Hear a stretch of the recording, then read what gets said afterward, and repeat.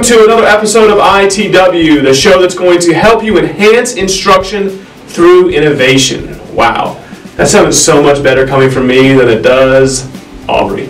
Anyways, guys, before we get started, I want to introduce you to my twin brother. He's a smooth operator.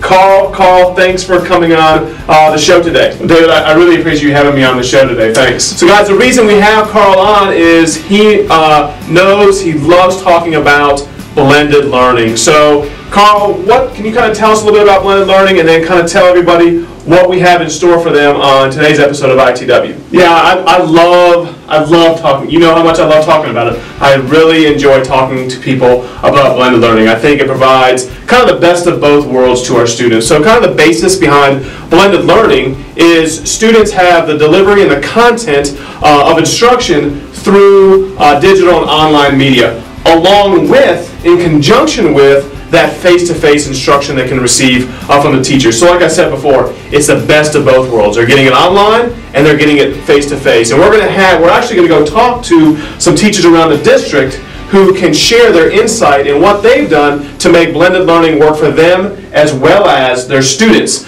So they've done some great things, and we're going to go talk to them about how they're using it. So let's check out what they've got to say about blended learning and how they're doing it in their classroom.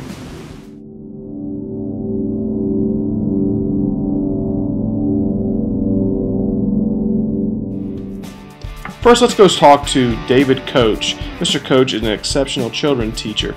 Let's see what he has to say about setting the tone for the students, as well as providing consistency in a blended learning environment.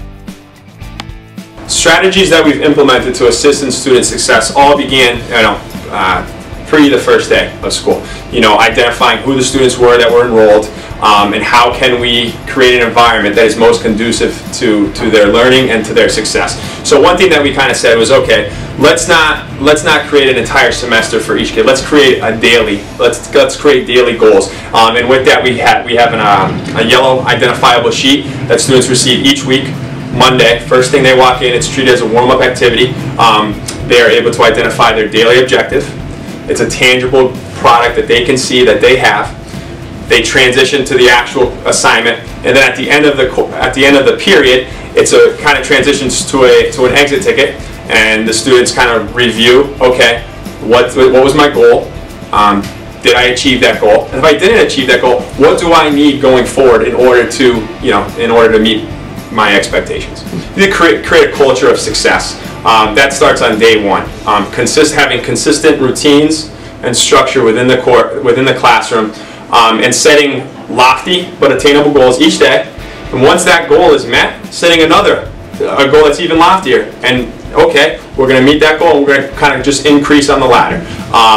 But again, that kind of culture of success kind of permeates throughout the classroom. Once those structures, once those routines are implemented, students understand that there is a daily objective and that the expectations are high.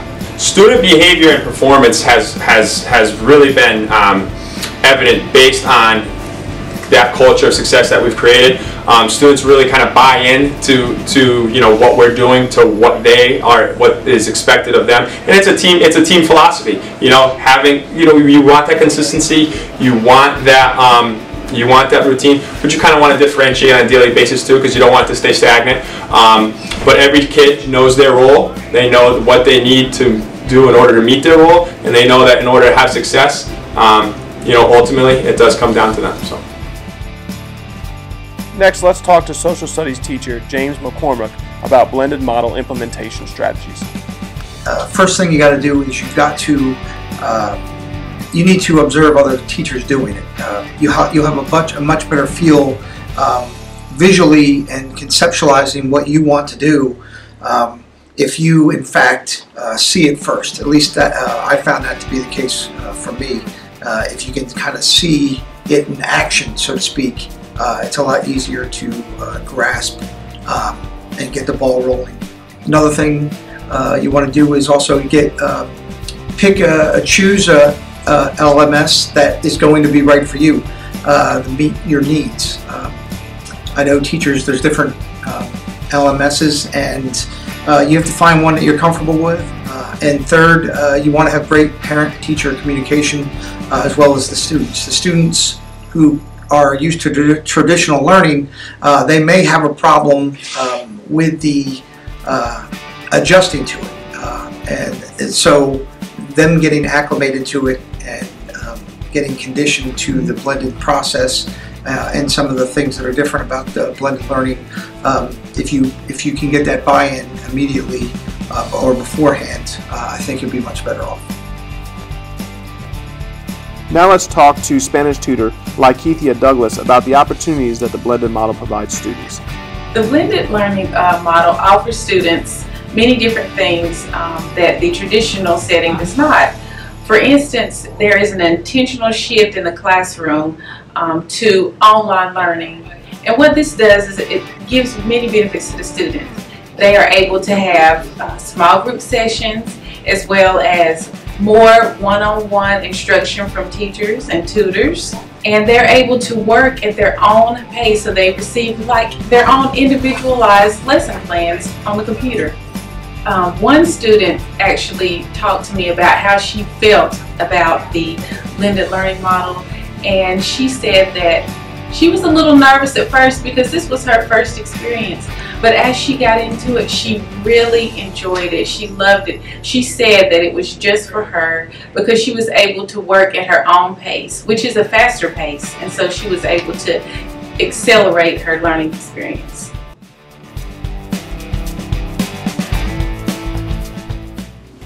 All right, that's going to do it for this week's episode of ITW. Once again, Carl, just really appreciate you being on the show. I'm sure that the audience really actually likes looking at you a little bit more than looking at Aubrey. So I really appreciate you being on here. Oh, I appreciate you you having me on the show. Oh, my pleasure, man. Anytime. So what do you think about doing a giveaway this episode? I think a giveaway would be a great idea. What do you have to give away? Well, I was thinking of doing a power bank. We got this extra power bank. Think about that. Yeah, it's a great item that teachers can use to charge any of their numerous devices, from phones to tablet, anything like that. So yeah, it is a great device. Now, in order to win the power bank, very simple. All you need to do is share or email us. If you share it, you can do it through Twitter. Make sure you use a hashtag CLN Powerbank. That's CLN Powerbank. Or you can email us. What you're going to do is you're going to share or send us a photo of you with all of the devices that you're going to power up with this power bank. So once again, take a picture of you with all your devices, share it on Twitter using the hashtag hashtag CLN Powerbank, or you can email us that picture. All right, man, that's a great idea, guys. Make sure that you share your pictures, you tweet us, you can email them, remember that. So thanks again for being on the show, Carl. Guys, thanks again for tuning in for this episode of ITW. Make sure you hit us up on Twitter at CMS to the core, or you can email us cln@cms.k12.nc.us. Remember, click right here, subscribe to our channel. Thanks again for tuning in. Make sure you guys check us out next week for ITW.